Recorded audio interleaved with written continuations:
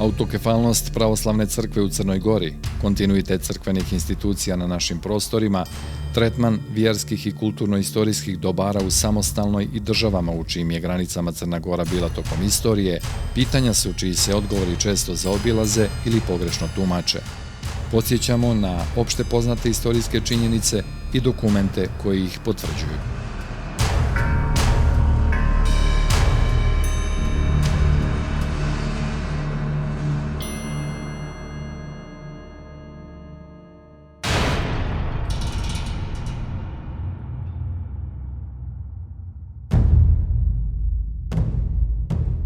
Autokefalnost pravoslavne crkve u Crnoj Gori je neupitna. O njoj govore brojni istorijski izvori i dokumenti, pa i onaj koji je označio njen nestanak.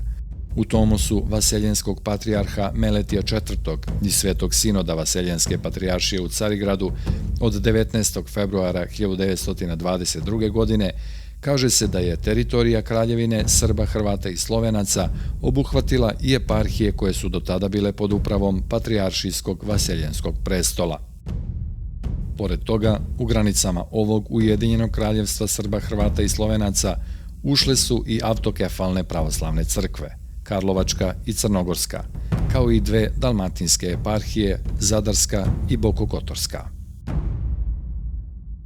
Ovaj prevod tomosa objavljen je na strani 30 spomenice o 50-godišnjici vaspostavljanja Srpske patrijaršije, Srpska pravoslavna crkva 1920. do 1970. objavljene u izdanju Svetog arhijerejskog sinoda Srpske pravoslavne crkve u Beogradu 1971. godine. Ukidanje autokefalnosti pravoslavne crkve u Crnoj Gori i formiranje nove crkve bilo je politička odluka, što govori i uvodni pasus tomosa. Sveta crkva, uređujući i obavljajući sve kako treba, a radi nazidavanja, smatra da je i ovo svojstveno dobrom uređivanju i kanonskom poretku, da podešava i uređuje granice crkvene uprave prema političkim promenama koje se dešavaju, ukoliko je to dozvoljeno svetim crkvenim zakonima, kako bi se upravljanje crkvenim poslovima vršilo bez teškoća i sa celishodnošću i kako bi od toga proizilazila veća korist za hristoimeni narod. Princip jurisdikcije crkve u granicama države objašnjen je i u udžbeniku za srpske pravoslavne bogoslovije Crkveno pravo, autora protoprezvitera Stavrofora Branka A. Cisarža, koji je sa blagoslovom patrijarha Germana štampan u Beogradu 1970. U glavi 6, Organizacija Srpske pravoslavne crkve, na strani 113 piše: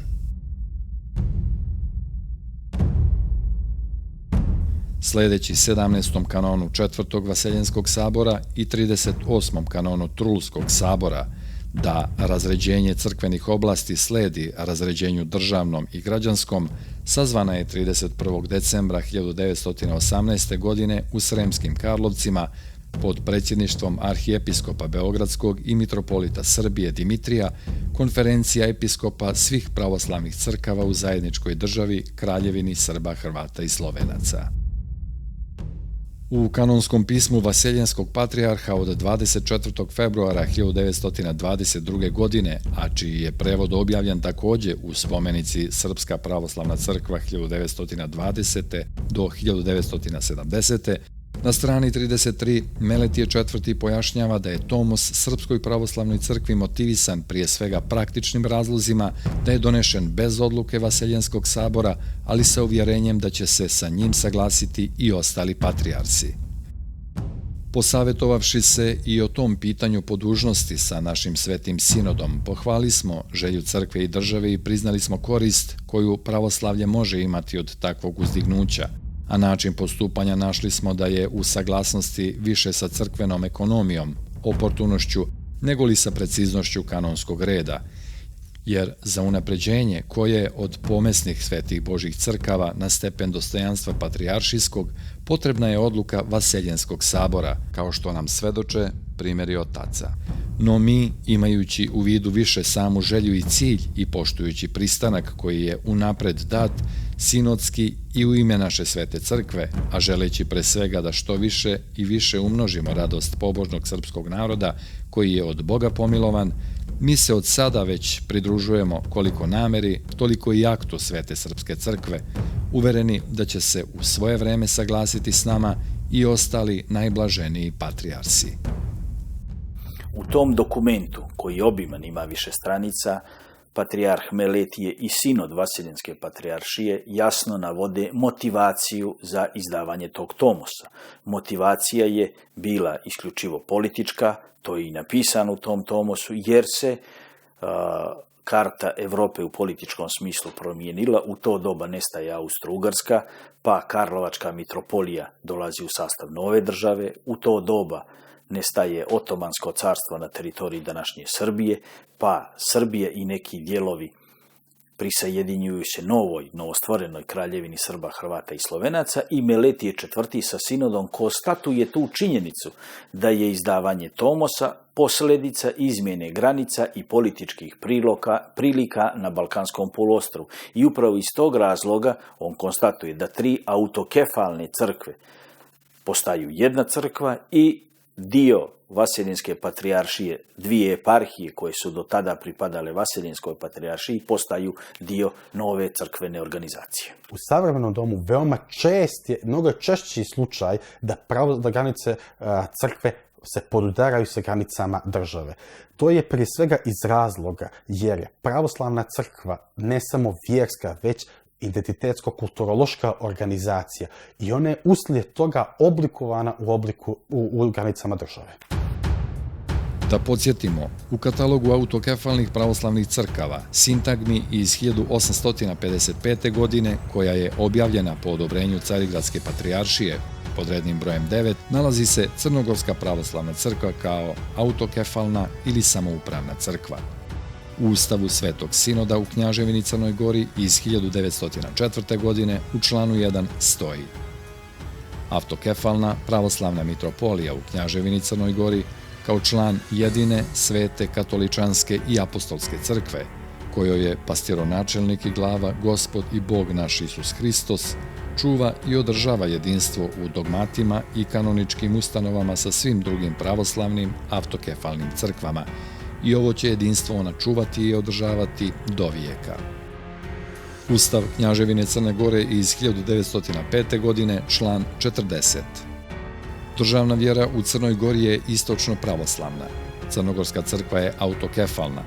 Ona ne zavisi ni od koje strane crkve, ali održava jedinstvo u dogmama s istočno pravoslavnom Vaseljenskom crkvom.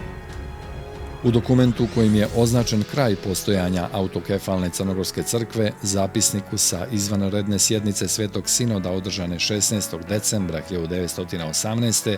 piše da je donešena odluka da se nezavisna Srpsko-pravoslavna sveta crkva u Crnoj Gori ujedini sa autokefalnom pravoslavnom crkvom u Kraljevini Srbiji. I u zapisniku se ne spori njena autonomija, iako se nazivu crkve u Crnoj Gori dodaje prefiks srpska. Rješenje utemeljeno na odlukama nezakonite Podgoričke skupštine donešeno je također nezakonito.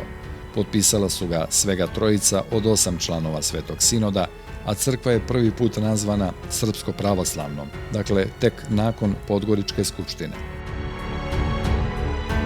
Autokefalnost Crnogorske mitropolije ne spori ni dr. Rajko L. Veselinović, koji u pomenutoj spomenici o 50-godišnjici vaspostavljanja Srpske patrijaršije na 13. strani u tekstu Ujedinjenje pokrajinskih crkava i vaspostavljanje Srpske patrijaršije kaže: od tih crkvenih organizacija bile su samostalne, autokefalne, Beogradska, Karlovačka i Crnogorsko-primorska mitropolija, kao i 2 eparhije koje su do tada potpadale pod upravu samostalne Bukovinsko-dalmatinske mitropolije. Autokefalnost Crnogorske pravoslavne crkve naglašena je i u pomenutom udžbeniku Crkveno pravo Branka A. Cisarža. U odeljku Faktori autokefalije pod A, pravi faktori autokefalije, na strani 98 stoji: Poslije Prvog svjetskog rata 1920. voljom Majke crkve i episkopata 3 autokefalne crkve, Kraljevine Srbije, Karlovačke i Crnogorske, i delova crkve Carigradske, Bukovinsko-dalmatinske i autonomne crkve u Bosni i Hercegovini, ujedinjene su u jednu autokefalnu srpsku patrijaršiju. I u ukazu regenta Aleksandra od 17. juna 2020. objavljenom u Glasniku, službenom listu Ujedinjene Srpske pravoslavne crkve broj 1 od 1. odnosno 14. jula 1920. navedeno je: ujedinjenje svih pravoslavnih crkvenih oblasti u Kraljevstvu Srba, Hrvata i Slovenaca, a naime Arhijepiskopije Beogradske i Mitropolije Srbije, Arhijepiskopije Karlovačke i Mitropolije Srpske sa dalmatinskim episkopijama, Dalmatinsko-Istrijskom i Bokokotorskom, Arhijepiskopije Cetinske i Mitropolije Crne Gore, Brda i Primorja. Arhijepiskopija je najveća moguća autonomna jedinica unutar pravoslavne crkve. Stoga ne treba da čudi da imamo razliku između ukaza o proglašenju Srpske pravoslavne crkve i Tomasa Srpske pravoslavne crkve, gdje u jednom političkom aktu se kažu oblasne crkve, dok u drugom crkveno-kanonskom aktu se jasno je naznačeno da se radi o autokefalnoj crkvi. Jer ta arhijepiskopija ne mora da bude autokefalna, ali na slučaju Crne Gore ona je bila.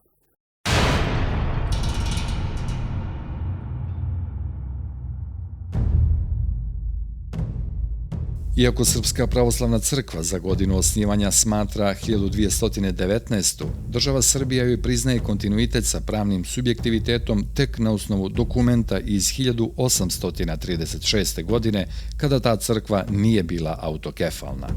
U Zakonu o crkvama i vjerskim zajednicama objavljenom u službenom glasniku Republike Srbije broj 36/2006 u članu 11 piše: Srpskoj pravoslavnoj crkvi priznaje se kontinuitet sa pravnim subjektivitetom stečenim na osnovu načrtanija o duhovnoj vlasti, odluka Narodne skupštine Knjaževstva Srpskog od 21. maja 1836. godine i Zakona o Srpskoj pravoslavnoj crkvi, službene novine Kraljevine Jugoslavije, broj 269/1929. Načrtanje o duhovnoj vlasti iz 1836. godine, koje je priznato aktuelnim zakonom o vjerskim zajednicama u Srbiji, je volja zakonodavne vlasti u Srbiji. Dakle, zakonodavna vlast u Srbiji nije bila dužna, odnosno nije imala obavezu da poštuje bilo koju istorijsku činjenicu ili istorijski dokument. Ona je po svom nahođenju, vjerujući u neku tradiciju, a ne u pisane norme istorijske činjenice, donijela odluku sa kojom je Srpsku pravoslavnu crkvu u Srbiji povezala sa jednom odlukom iz 836. godine. Treba jasno reći da 1836. godine, kada je donijeto načrtenje o uređenju crkvene vlasti, Srpska pravoslavna crkva nije postojala kao autokefalna crkva, ona je u tom periodu 836. godine bila autonomna oblast u vlasti Vaseljenske patrijaršije. Autokefaliju Srpska mitropolija, koja se tada poklapala manje više sa teritorijom Beogradskog pašaluka, imala od Vaseljenske patrijaršije autonomiju, a autokefaliju je dobila tek krajem 19. vijeka za vrijeme mitropolita Mihajla Jovanovića. U bogoslovskom udžbeniku Crkveno pravo u izdanju Svetog arhijerejskog sinoda Srpske pravoslavne crkve iz 1970. u glavi 6 Organizacija Srpske pravoslavne crkve stoji: tek oktobra 1879. godine je proglašena autokefalnom, nezavisnom, samostalnom, samoupravnom, a ravnopravnom u svemu sa svima ostalim autokefalnim crkvama sa rangom mitropolije. Dakle, ukoliko je zakonom priznata veza neka između dva pravna subjekta, onda pravni subjekt na kog se odnosi to zakonsko rješenje ima pravo da do tog datuma crpi i prava i obaveze subjekta čiji je naslednik. Prije toga, ukoliko smatra da ima neko nasljeđe ili neku pravnu vezu sa subjektom prije određenog datuma, u konkretnom slučaju 1836. godina, on ga treba dokazivati, ali ga nema a priori u zakonu definisanog kao potvrđenog. Država Srbija u Zakonu o crkvama i vjerskim zajednicama ne pominje kontinuitet Srpske pravoslavne crkve prije 1836. Nacionalne ideologije konstantno pokušavaju da prave kontinuitet. I to nije neobično u bilo kojoj evropskoj zemlji. Za to postoje elementi ili ne postoje. Obje oblasti su bile autonomne oblasti unutar Osmanskog carstva s jednim velikim razlikama, što je Crna Gora već u tom trenutku bila priznata od strane velikih sila, govorimo prije svega o Ruskoj carevini od 1841. i o Austrijskoj carevini, dok su sve do 1867. godine osmanske trupe bile stacionirane u većini gradova u Srbiji. Opet podsjećamo, u katalogu autokefalnih pravoslavnih crkava Sintagmi iz 1855. godine, koja je objavljena po odobrenju Carigradske patrijaršije, pod rednim brojem 9 nalazi se Mitropolija Crnogorska kao autokefalna ili samoupravna crkva. Ni u jednom dokumentu do 1918. godine u nazivu pravoslavne crkve u Crnoj Gori ne stoji prefiks srpska.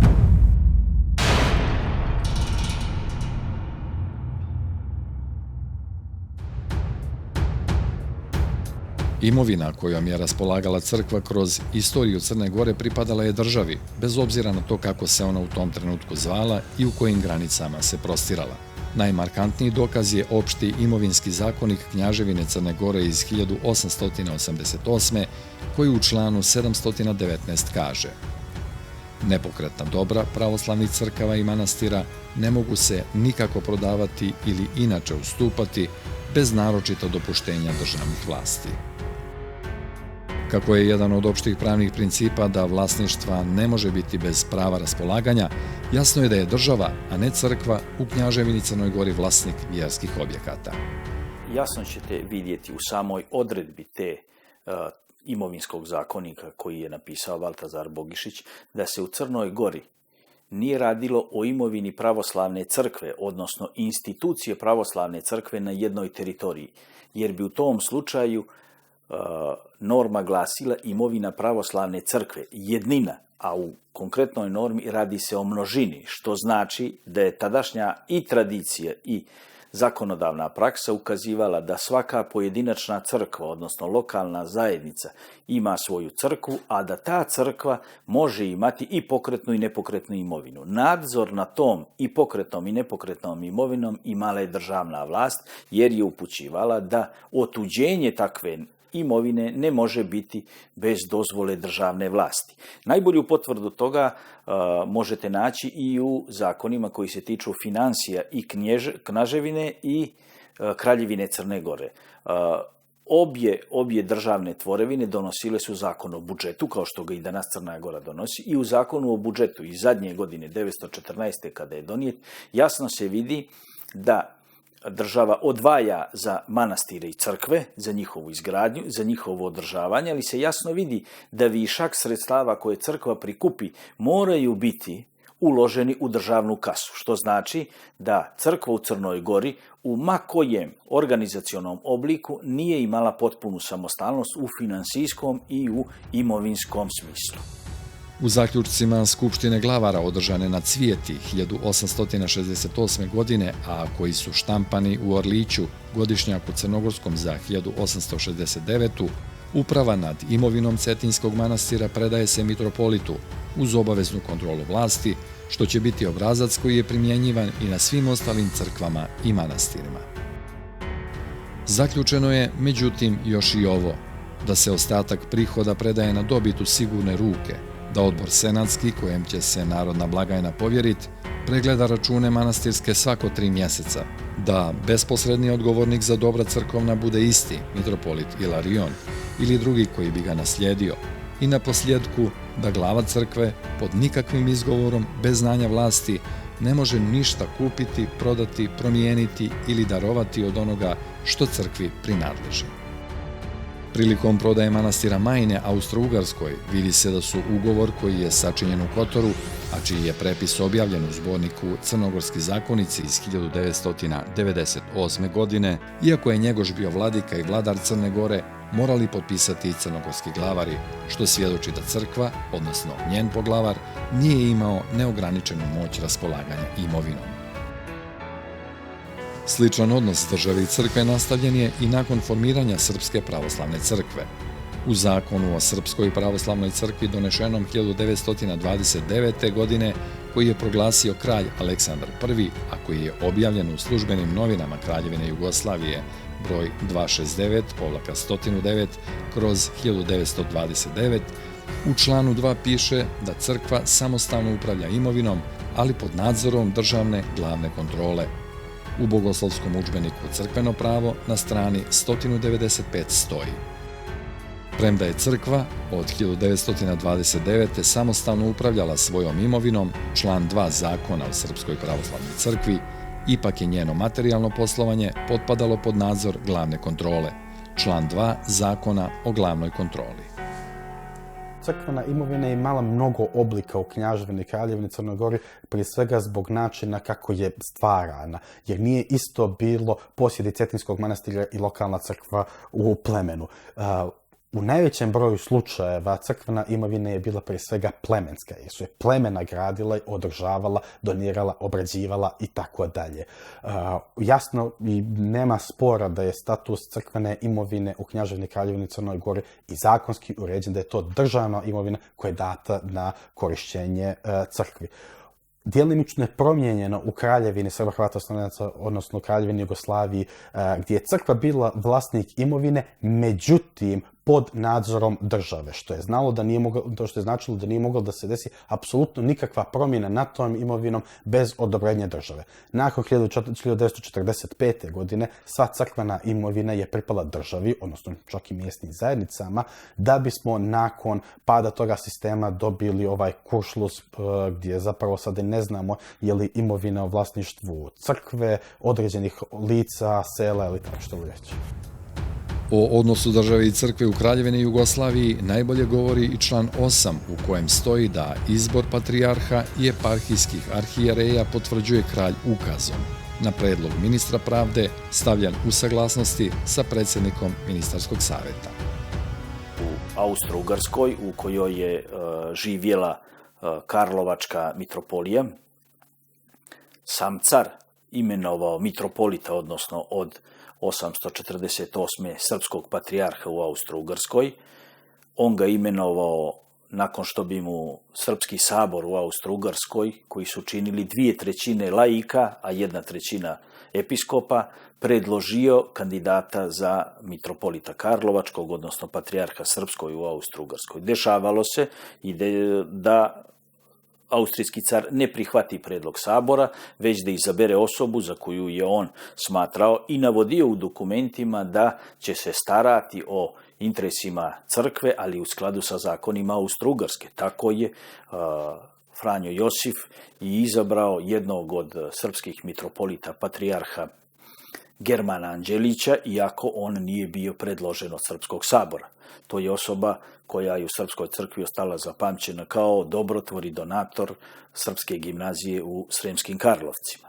Kad je u pitanju organizacija crkve u Srbiji, odnosno u Kneževini Srbiji, također se treba jasno saopštiti da je mitropolit Beogradski bio pod vlašću svetovne vlasti. Uvijek je bio ispod predsjednika vlade ili srpskog kneza. Simptomatično je, odnosno možemo reći najbolji primjer takvog odnosa je i činjenica da je Mihajlo Jovanović, mitropolit Beogradski, koji je dobio prvu autokefaliju srpske mitropolije na nivou arhijepiskopije Beogradske od Vaseljenske patrijaršije krajem 80. godina 19. vijeka, morao da napusti Srbiju pod političkim pritiskom vlade Ilije Garašanina i Obrenovića. Jedna veoma velika specifičnost pravoslavne crkve na prostoru Crne Gore je ta da su njeni mitropoliti uvijek birani u Crnoj Gori. Da li je to od strane zbora ili kasnije države.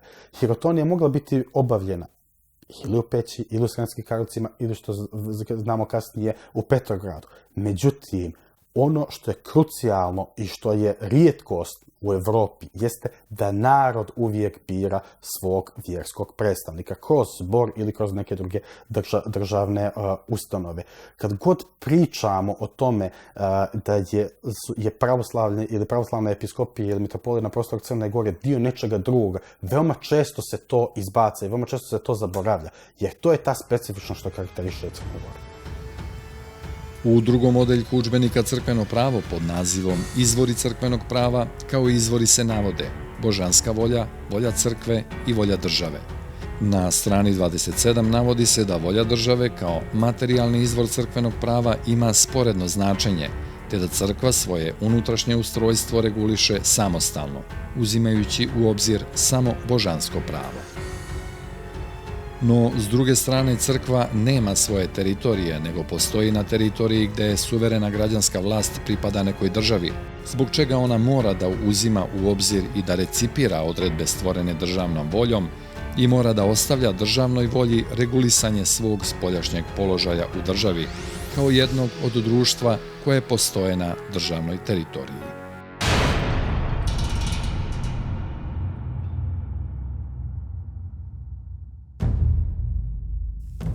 Srpska pravoslavna crkva je u matičnoj državi registrovana i djelatnost obavlja u skladu sa unutrašnjim uređenjem i zakonskim propisima.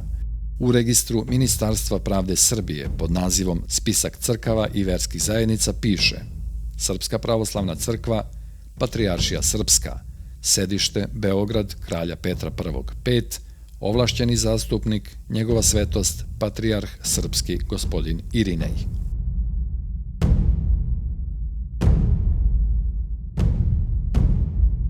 Na tom spisku su, pored Srpske pravoslavne crkve, još 32 crkve i vjerske zajednice koje egzistiraju u Srbiji.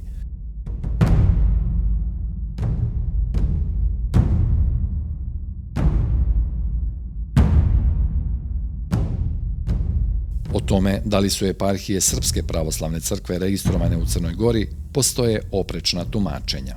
To je pitanje koje se pokušava zamagliti raznoraznim potvrdama. Pravni subjektivitet svakog i fizičkog i pravnog lica stiče se odgovarajućem pravnom procedurom. Dakle, vi morate biti registrovani u odgovarajućim registrima, morate izdati potvrdu da bi postali pravno lice u generalnom smislu te riječi.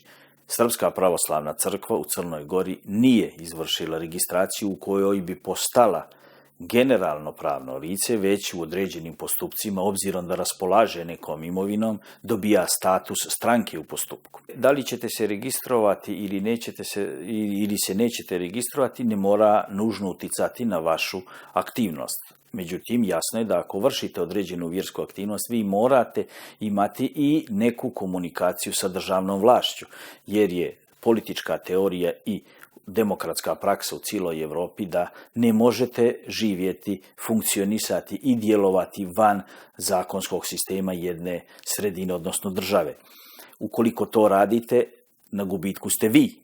I ukoliko tražite neko svoje pravo, vjerovatno će vam to pravo biti uskraćeno zato što država, odnosno zakonski sistem na jednoj teritoriji ne može prepoznati ko ste vi, kakvo vam je puno ime i ko su vaši legitimni predstavnici. Jer se u tom slučaju, ukoliko niste registrovani, može prijaviti više lica sa istim imenom, sa istim prerogativima i država nema mehanizma po kojem će provjeriti da li ste vi taj ili je neko u stvari zloupotrijebio vaš identitet. Da li će se konkretno eparhije Srpske pravoslavne crkve registrovati u Crnoj Gori nije pravno pitanje.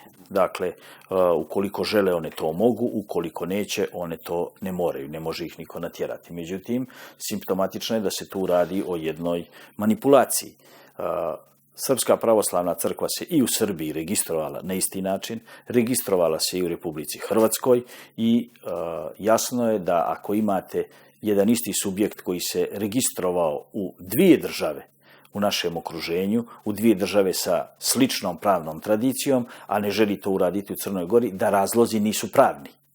I po mom mišljenju razlozi da li će se registrovati ili se neće registrovati nisu pitanje prava, nego pitanje nečega drugog, po mom mišljenju je pitanje politike. Eparhije Srpske pravoslavne crkve u Republici Hrvatskoj su registrovane, a 12. decembra 2002. godine potpisan je i ugovor o pitanjima od zajedničkog interesa koji su potpisali predsjednik Episkopskog savjeta u Hrvatskoj, gospodin Jovan, i predsjednik Vlade Republike Hrvatske Ivica Račan. Članom 16 tretira se kulturna i umjetnička baština.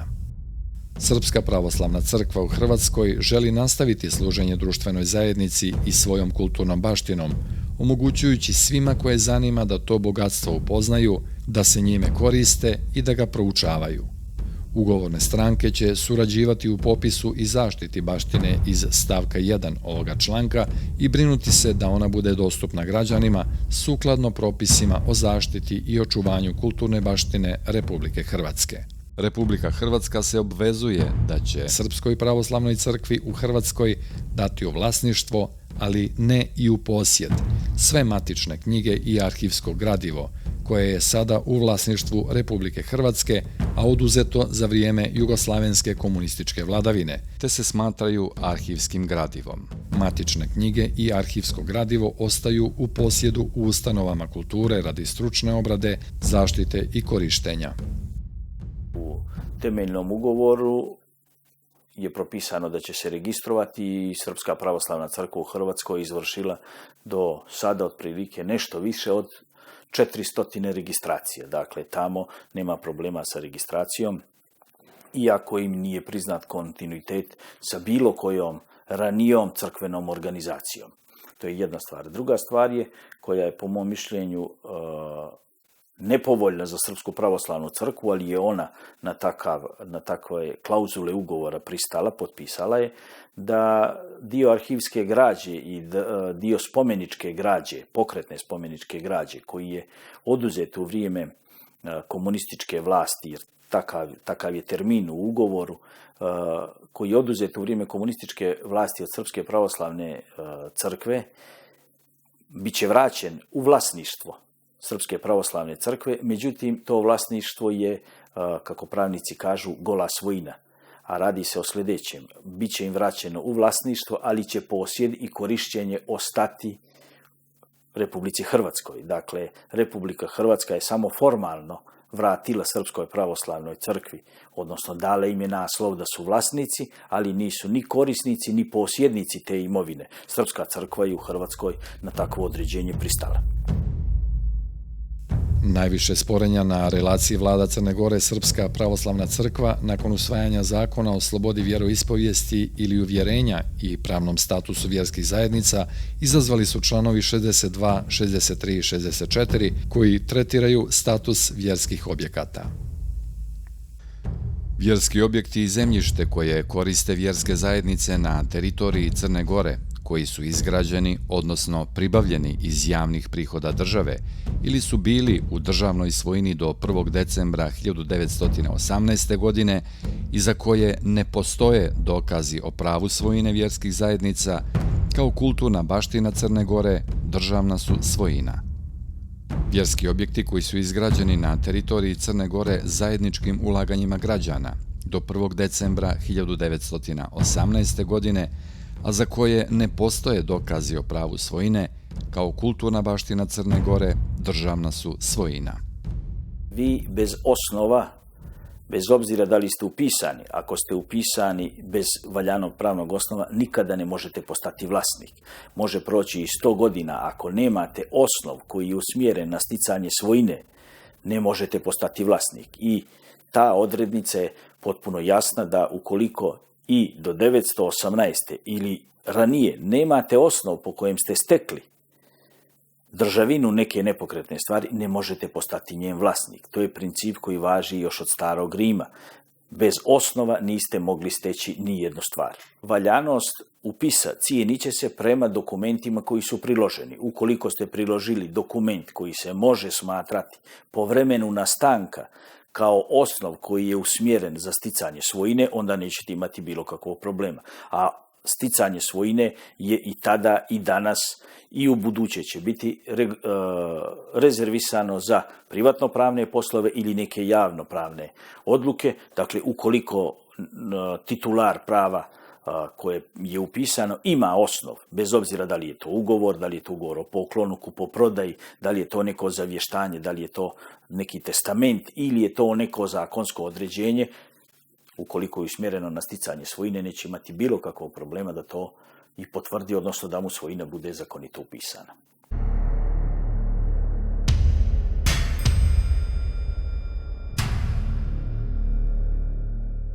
Ovo je samo dio dokumenata koji potvrđuju nesporne činjenice o statusu i kontinuitetu pravoslavne crkve u Crnoj Gori i odnosu države i crkve kroz istoriju.